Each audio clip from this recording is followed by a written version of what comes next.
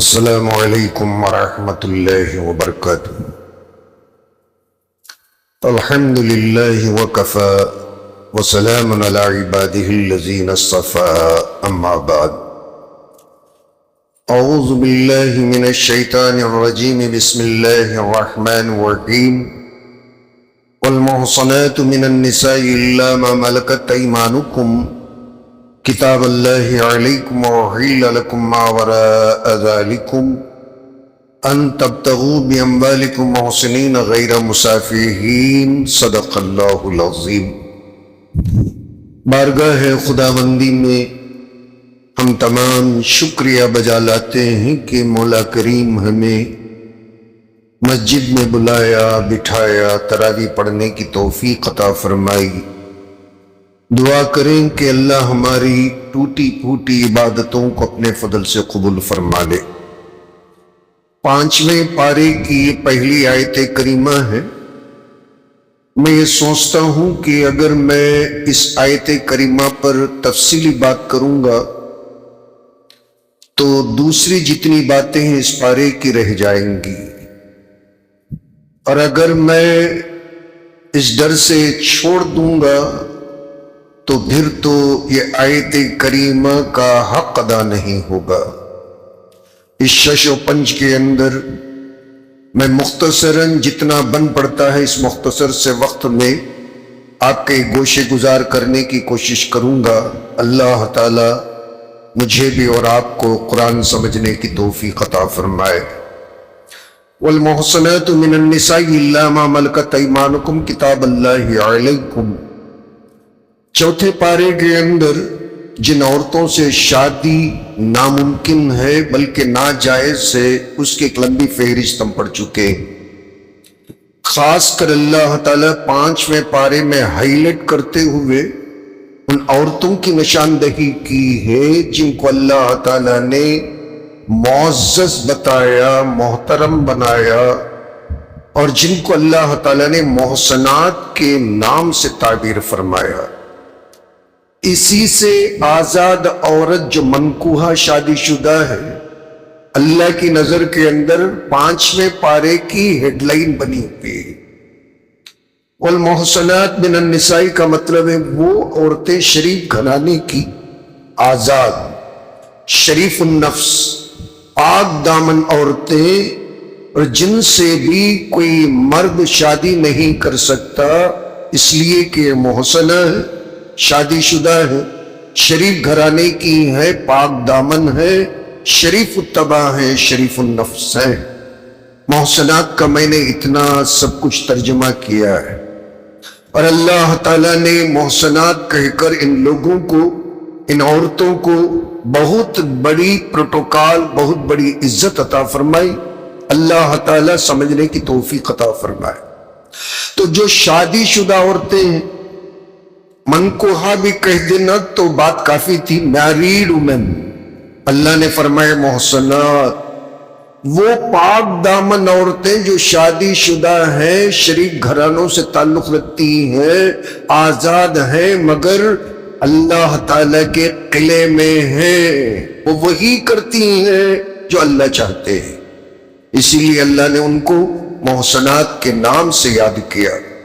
تو ایسی عورتوں سے بھی کوئی نکاح نہیں کر سکتا، نکاح کا پیغام بھیج نہیں سکتا، مگر یہ ہے کہ یہ غلام اور باندی بن کر آ جائیں تو باندیوں سے پھر وہ تعلقات قائم کر سکتا ہے جو میاں بیوی کے تعلقات ہیں۔ میں اسی مسئلے کو لے کر آپ لوگوں سے کہہ رہا تھا کہ میں اس کی گہرائی میں، اس کی باریکیوں میں جاؤں گا تو پورا پارا رہ جائے گا، لیکن ہمیشہ غیر مسلمانوں کے اندر ایک برننگ ایشو کی طرح، آگ کی طرح پھیلتے ہوئے جلاتا رہا ہے، وائرل ہوتا رہا ہے کہ مسلمان باندیوں سے نکاح کے بغیر بھی میاں بیوی کے تعلقات قائم رکھتے ہیں، نکاح کرنے کی ضرورت محسوس نہیں کرتے، حالانکہ انہی کی شریعت کے اندر نکاح کے بغیر میاں بیوی کے طرح رہنا بدکاری، مگر جب باندی ان کے پاس آتی ہے تو نکاح کو چھوڑ کر باندی سے بیوی جیسے تعلقات قائم کرتے ہیں۔ تو یہ ایک بہت بڑا برننگ ایشو ہے. سب سے پہلے میں آپ لوگوں کو مختصراً سمجھانے کی اور خود میں سمجھنے کی کوشش کروں گا. بہت سارے لوگوں کے میں اس پر بیانات بھی سن چکا ہوں، تفاسیر پڑھ چکا ہوں، مگر مجھے اللہ تعالیٰ اور اللہ کے نبی صلی اللہ علیہ وسلم کی حدیثوں سے اور معتبر تفاسیر سے جو مجھے سمجھ میں آیا، سائنٹیفک ریزنز میں آپ کے سامنے رکھتا ہوں. باقی جو دوسری باتیں ہیں نا میں بیان کروں گا تو عورتوں کو بالکل بھی اچھا نہیں لگے گا. اس لیے اس کا جو منشا ہے، اللہ تعالیٰ جس مقصد کو لے کر باندی سے نکاح کے بغیر بھی باندی کو حلال کی اور آزاد عورت کو نکاح کے بغیر حرام قرار دی، وجہ کیا ہے؟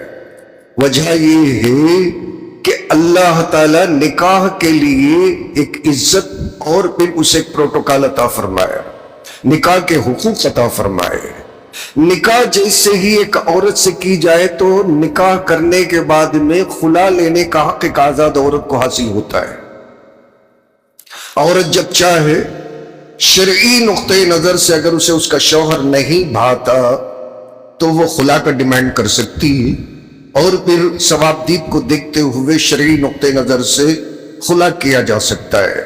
اور باندی خلا نہیں کر سکتی. اگر نکاح کیا جائے باندی سے اگر نکاح کرے تو آٹومیٹیکلی اس پر خلا کے احکام بھی مرتب ہوں گے، اور اس کا مطلب یہ ہوگا کہ نکاح کرنے کے بعد میں اور جب وہ بیوی بنے گی تو جب اس کا شوہر اسے نہیں بھائے گا تو وہ خلا کا ڈیمانڈ کرے گی، اور جب نکاح کرنے کے بعد میں خلا کرے گی تو وہ آزاد ہو جائے گی. پھر وہ آزاد ہونے کے بعد میں اسلام کے خلاف کسی کافر سے بھی شادی کرے گی، پھر اسے لے کر مسلمانوں کے خلاف آ کر کھڑی ہوگی. اس لیے مجھے بس یہ بات سمجھ میں آئی کہ باندی سے اللہ نے نکاح کرنے کو جو منع کیا، باندی کی حالت میں نکاح نہیں کر سکتے. اور باندی اس لیے بھی حلال ہو جاتی ہے کہ باندی اصل میں ایک آرٹیکل کی شکل میں مسلمانوں کو پراپرٹی بن کر، ملکیت بن کر حاصل ہوتی ہے، اور ملکیت اس کے اوپر انسان ہر طریقے کا تصرف کر سکتا ہے. اور جیسے تلوار، جیسے سونا، جیسے چاندی، جیسے قالین، جیسے کھجور کے باغ باغیچے، کوئی بھی کار، کوئی بھی سواری اگر کسی کو ملتی ہے تو بندہ اس کے اوپر اپنا تصرف کر سکتا ہے، اپنی مرضی کے مطابق استعمال کر سکتا ہے. مگر نکاح نہ کرنے کی وجہ سے نکاح کے تصور کو لے کر باندی سے تعلقات کے قائم کرنے کو ناجائز کہنا، یہ اصل میں نکاح کے مسائل کو نہ سمجھنے کی وجہ ہے. نکاح جہاں نہیں ہوتا 100 مرتبہ نکاح کریں گے نا تو وہاں بھی نکاح نہیں ہوتا. اور جیسے اللہ نے چوتھے پارے کے آخر میں کہا کہ ان 12 عورتوں سے نکاح نہیں کرنا، 10 مرتبہ اگر کعبۃ اللہ کے امام صاحب بھی نکاح پڑھائیں گے نا تو اماں سے نکاح نہیں، پھپھو سے نکاح نہیں، خالہ سے نکاح نہیں. باندی سے بھی 100 مرتبہ نکاح کریں گے نا تو نکاح نہیں ہوگا. اور اس کی وجہ مجھے یہی سمجھ میں آئی کہ خلا لینے کے حقدار وہ بنے گی، خلا کرنے کے بعد میں پھر سے وہ آزاد ہو جائے. اس لیے اللہ تعالی خلا کا حق نہ دینے کے لیے باندی سے نکاح کے لیے کوئی ضرورت اور نکاح کے مسئلے کو نہیں رکھا. اب رہی بات جو محصنہ ہے، جو آزاد عورت ہے، وہ خلا کر سکتی ہے، لیکن اللہ اسے اتنا رتبہ دینے کے باوجود بھی اگر وہ خلا کا مطالبہ کرے اور پھر اسے پوری دنیا مل کر اسے دعوت دے، پھر اس کے خلا کا کوئی مطلب نہیں رہے گا، پھر وہ بھی باندی کی طرح کنیز بن کر زندگی گزارے. یہ اللہ تعالیٰ کی نظر کے اندر بہت بڑا ظلم ہے، اس لیے کہ اللہ غلامی کو کبھی پسند نہیں کیا. آپ دیکھتے ہیں میری بات لمبی ہوتی جاتی ہے، کوئی بندہ کسی کے تعلق سے قسم کھایا، سب سے پہلی بات یہ ہے کہ اس کے کفارے کے اندر اللہ اور اللہ کے نبی صلی اللہ علیہ وسلم نے غلام اور باندی کے آزاد کرنے کا حکم فرمایا. روزہ توڑ دیتا ہے تو پہلا حکم یہ ہے کہ باندی کو یا غلام کو آزاد کرو. زہار کا مسئلہ ہے، غلام کو یا باندی کو آزاد کرو. تو اللہ تعالیٰ اور اسلام ہمارا مذہب، نبی اکرم صلی اللہ علیہ وسلم غلامی پسند نہیں کرتے، بار بار غلاموں کو آزاد کرنے کا حکم کیے ہیں. اور ابو بکر صدیق رضی اللہ تعالیٰ نے اس معاملے کے اندر کئی غلاموں کو خرید کر آزاد کیا. تو اس معاملے کے اندر اگر کوئی آزاد عورت کو آزادی نہیں ہے شریعت کے اندر، گویا کہ وہ باندی بن کر زندگی گزارتی. اور جس سے نکاح کے حقوق نہیں، طلاق کے حقوق نہیں، وراثت کے حقوق نہیں، تو اس کا مطلب یہ اللہ تعالیٰ کی شریعت کے اندر نہیں، اور پھر یہ اللہ تبارک و تعالیٰ کے بتائے ہوئے راستے پہ نہیں۔ پھر یہ لوگ جو آزاد عورت محسنہ کو مملوکہ بنا دیتے ہیں، باندی بنا دیتے ہیں، اللہ تعالیٰ کی نظر کے اندر بڑے گرے ہوئے، یہ بھی ان لوگوں کو اللہ تعالیٰ کے ہاں بہت بڑی جواب دے، اللہ کے ہاں جواب دینا ہے۔ کتاب اللہ، یہ لفظ میں اس لیے بولتا ہوں کہ اللہ نے اسے فرض فرمایا۔ کتاب اللہ کا مطلب فرض ہے، میں جو کہہ دیا ہوں اللہ قرآن کے اندر یہ فرض ہے، اس پر ایسے ہی تم کو عمل کرنا ہے، اسے خلے کا اجازت نہیں اور اسے خلا سے کوئی روک نہیں سکتا۔ ان دونوں کے درمیان میں یہی فرق ہے، اور اس فرق کو لحاظ نہیں کرتے ہوئے، ملحوظ نظر نہ رکھتے ہوئے جو عمل کرے، کتاب اللہ علیکم، اللہ تعالیٰ اسے لکھ دیا ہے، یہ آرڈر ہے۔ کتاب اللہ کا مطلب آرڈر از پاس، اللہ کے طرف سے آرڈر پاس ہو کر قرآن کی آیت بن چکا ہے۔ اور بعد میں اس سلسلے کے اندر کئی مسائل ہیں، پھر یہ مسائل کے اندر میں گہرائی کے اندر جاؤں گا تو کافی وقت لگے گا۔ اس کے اندر اللہ تعالیٰ نے ایک دوسری جو آیت بیان فرمائی وہ یہ ہے، وَلَا تَتَمَنَّوْا مَا فَضَّلَ اللَّهُ بِبَعْضِكُمْ عَلَىٰ بَعْضٍ، کوئی مرد عورت بننے کی کوشش نہ کرے۔ میں اس کا خلاصہ بول دیتا ہوں، اور کوئی عورت مرد بننے کے چکر کے اندر پھر وہ جو کرتے ہیں نا وہ نہ کرے۔ عورت عورت سے شادی نہ کرے، مرد مرد سے شادی نہ کرے، عورت مرد سے کرے، مرد عورت سے کرے، اور کوئی مرد جنڈر تبدیل کر کے عورت بننے کی کوشش نہ کرے، اور عورت مردانہ لباس پہن کر اپنے آپ کو مرد نہ سمجھے۔ وَلَا تَمَنَّوْا مَا فَضَّلَ اللَّهُ بِبَعْضِكُمْ عَلَىٰ بَعْضٍ لِلرِّجَالِ نَصِيبٌ مِّمَّا اكْتَسَبُوا وَلِلنِّسَاءِ نَصِيبٌ مِّمَّا اكْتَسَبْنَ، مرد کے لیے وہ جو وہ کمائے گا، عورت کے لیے وہ جو وہ کمائے گی۔ تو مرد عورت نہیں ہو سکتا اور عورت مرد ہو نہیں سکتی، اللہ تعالیٰ نے یہاں قرآن کے اندر صاف بیان کر دیا۔ اور اس کے خلاف اگر کوئی کرتا ہے تو وہ حرام ہے، اور اس کا جواب اللہ تعالیٰ کے ہاں دینا ہے۔ اور میاں بیوی کے درمیان بھی اصلاحی تدابیر کیا ہو سکتے ہیں، جھگڑا ہو گیا وہ بھی اللہ نے صاف طور پر قرآن کے اندر بیان فرمایا، بجائے اس کی کہ پیسوں کے لالچ میں کورٹ کچہری کے اندر جانا، قرآن کو چھوڑ دینا، یہ بہت بڑی گمراہی ہے۔ اور تیسرا، پانچواں چھٹا جو اللہ نے حکم فرمایا، شرک نہ کرو، ماں باپ کے ساتھ احسان کرو، اچھا سلوک کرو، یہ ساری باتوں کو اللہ تعالیٰ نے یہاں ذکر کیا ہے۔ اور اس پارے کے اندر اللہ تعالیٰ نے اس کے علاوہ جو باتیں بیان فرمائی کہ انصاف کو قائم کرو، عدل اور انصاف کا حکم کرو، ان اللہ یأمرکم ان تؤدوا الامانات الی اہلہا، اور اگر کوئی امانت تمہارے پاس رکھی جائے، جیسے بینک کے اندر ہم پیسے رکھتے ہیں تو پھر بینک والا اس کا مالک نہیں بن جاتا، اسی طریقے سے ہمارے پاس جو کچھ کے امانت ہے اسے امانت سمجھ کر ٹریٹ کرنا چاہیے، چاہے وہ بیوی ہو، بچے ہو، ہماری کمائی ہو، یہ ساری چیزیں اللہ کی دی ہوئی امانتیں، اس کا خیال کرنا اور ویسے ہی استعمال کرنا جیسے اللہ تعالیٰ نے ان کو استعمال کرنے کا حکم فرمایا۔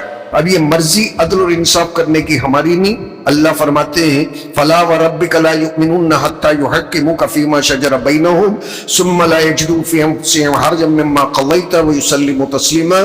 تیرے رب کی قسم، اللہ قسم کھا کر بولتے ہیں اللہ کے نبی، تیرے رب کی قسم، جب تک کہ ایمان لانے والے ایمان والے میری نظر میں نہیں بنیں گے، جب تک یہ اپنے جھگڑوں کے اندر آپ کو جج نہیں بنائیں گے۔ ایمان والے اللہ کی نظر میں اس وقت تک ایمان والے نہیں کہلائیں گے۔ تیرے رب کی قسم، تیرا رب یہ بات بولتا ہے کہ ان کے جھگڑوں کے اندر جھگڑا چکانے کے لیے آپ کو جب تک یہ جج تسلیم نہیں کر لیں گے اور آپ کے فیصلے پر بلا چون و چرا ہنستے ہوئے بشاشت کے ساتھ آپ کے فیصلے کو قبول نہیں کر لیں گے، وَيُسَلِّمُوا تَسْلِيمًا، یہ تسلیمہ کے اندر یہ معنی ہے، بشاشت صحابہ کی طرح، اور جو بول دی بس بول دی۔ ابن عمر نے اپنی بیوی کو طلاق دی، نبی اکرم صلی اللہ علیہ وسلم کے پاس بات آئی، حضور صلی اللہ علیہ وسلم نے بلایا کہ تم نے طلاق دی؟ ہاں میں نے طلاق دی، فرجع ہے۔ نبی اکرم صلی اللہ علیہ وسلم نے فرمایا حیض کی حالت میں تم طلاق نہیں دے سکتے، واپس لو۔ بس کوئی چون و چرا کے بغیر حضرت ابن عمر نے رجوع کیا۔ یہ ہے حضور صلی اللہ علیہ وسلم کے فیصلے پر سر جھکا لے۔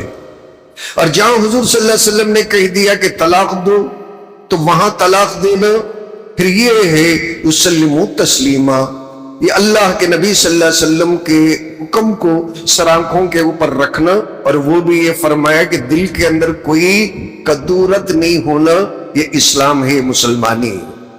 منافقین کے تعلق سے اللہ نے فرمایا وَإِن مِّنكُمْ لَمَن لَّيُبَطِّئَنَّ فَإِنْ أَصَابَتْكُم مُّصِيبَةٌ قَالَ قَدْ أَنْعَمَ اللَّهُ عَلَيَّ إِذْ لَمْ أَكُن مَّعَهُمْ شَهِيدًا۔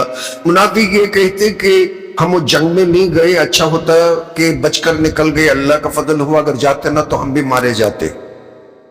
دیوانے تھے تو چلے گئے ابو جہل سے لڑنے کے لیے، امریکہ سے لڑنے کے لیے، ان سے کوئی لڑتا ہے؟ اور جیسے ہی لوگ کامیاب ہو کے آئیں گے نا تو پھر انہوں نے پیٹنے لگ جائیں گے، وَلَئِنْ أَصَابَكُمْ فَضْلٌ مِّنَ اللَّهِ لَيَقُولُنَّ كَأَن لَّمْ تَكُن بَيْنَهُ وَبَيْنَهُ مَوَدَّةٌ يَا لَيْتَنِي كُنتُ مَعَهُمْ فَأَفُوزَ فَوْزًا عَظِيمًا۔